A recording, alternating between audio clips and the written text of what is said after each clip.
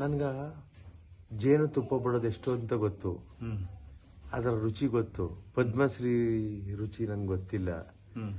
ಅದರ ರುಚಿ ಪದ್ಮಶ್ರೀ ಅಂದ್ರೆ ಏನಂತ ನಂಗೆ ಗೊತ್ತಿಲ್ಲ. ಅದರ ರುಚಿ ನಂಗೆ ಗೊತ್ತಿಲ್ಲ.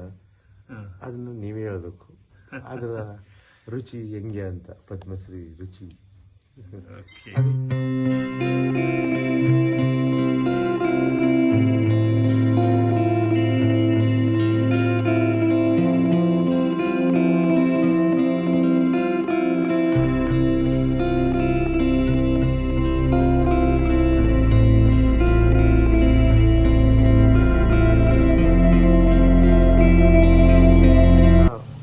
ಮುಜಫರ್ ಅಸಾದಿ ಅವ್ರದ್ದು ಹೈಕೋರ್ಟ್ ಅಲ್ಲಿ ನಾನು ಕಾಡಿನಿಂದ ಏಕಾಏಕಿ ಹೊರಗೆ ತೆಗೆದ ಮೇಲೆ ಅವ್ರಿಗೆ ಸರ್ಕಾರ ಕಣ್ ತೆರೆದು ಏನಾದ್ರು ಮಾಡ್ಬೇಕಾಯ್ತು ಬದುಕಗ, ಏನು ಮಾಡಲಿಲ್ಲ.